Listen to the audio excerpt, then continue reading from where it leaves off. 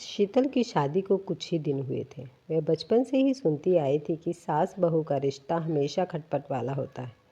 समाज में सास को कठोर और बहू को सहने वाली के रूप में दिखाया जाता था। शीतल के मन में भी ऐसे ही विचार थे। उसे डर था कि उसकी सास भी वैसी ही होगी। लेकिन शीतल की ज़िंदगी में एक ऐसा मोड़ आया जिसने उसे सिखाया कि सास बहू का रिश्ता केवल संघर्ष का नहीं बल्कि माँ और बेटी जैसा भी हो सकता है। शीतल का ससुराल एक मध्य वर्गीय परिवार था। उसकी सास अंजलि देवी पारंपरिक विचारों वाली थी, लेकिन उनके दिल में अपार स्नेह और समझदारी थी। शादी के बाद पहली सुबह जब शीतल उठी तो वह घबराई हुई थी। उसने सोचा, पता नहीं सासू माँ कैसी होगी, क्या वे मुझसे हर काम में गलतियाँ निकालेंगी। अंजलि देवी ने उसकी घबराहट को भांप लिया। उन्होंने मुस्कुराते हुए कहा, बेटा आराम से रहो, यह तुम्हारा घर है, हम दोनों मिलकर सब संभाल लेंगे। शीतल को थोड़ा सुकून मिला, लेकिन वह अभी भी पूरी तरह सहज नहीं हो पाई थी। शीतल को खाना पकाने का ज़्यादा अनुभव नहीं था। एक दिन उसने चाय बनाई, लेकिन उसमें चीनी ज़्यादा हो गई। शीतल को लगा कि अंजलि देवी नाराज़ होगी, लेकिन उन्होंने चाय पीते हुए कहा, वाह, इतनी मीठी चाय तो मैंने कभी नहीं पी, मुझे मीठा पसंद है, तुमने तो मेरा दिल जीत लिया। शीतल उनकी बात सुनकर हैरान रह गई।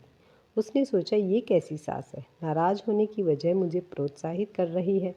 धीरे धीरे अंजलि देवी और शीतल के बीच रिश्ता गहराता गया।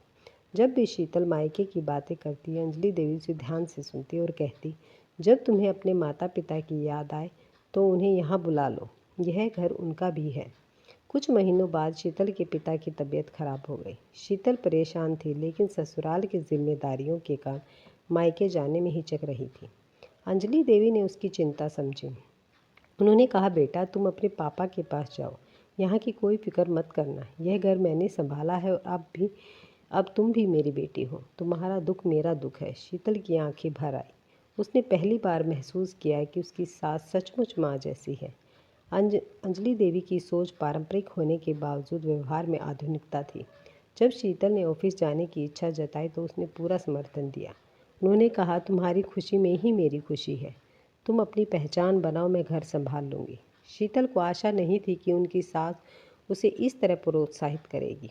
वह अब अंजलि देवी को अपनी माँ की तरह मानने लगी। गांव की कुछ औरतें अंजलि देवी से कहती, बहू को इतना सिर पे मत चढ़ाओ, कल को वो तुम्हारे ऊपर हुक्म चलाएगी। लेकिन अंजलि देवी हर बात कहती, अगर हम प्यार देंगे तो प्यार ही वापस मिलेगा। बहू हमारी बेटी जैसी होती है, उसे अपनाने में ही खुशी है। शीतल ने देखा कि अंजलि देवी ने केवल एक सास नहीं बल्कि एक सच्ची मार्गदर्शक भी थी।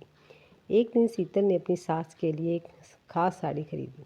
जब उसने साड़ी उन्हें दी तो अंजलि देवी भावुक हो गई। उन्होंने कहा, तुमने मेरे लिए कुछ खरीदा, यह मेरे लिए सबसे बड़ी बात है, लेकिन तुम्हारा प्यार ही मेरी सबसे बड़ी साड़ी है। इस कलयुग में भी अगर रिश्तों में सच्चाई और स्नेह हो तो सास बहू का रिश्ता माँ बेटी जैसा बन सकता है।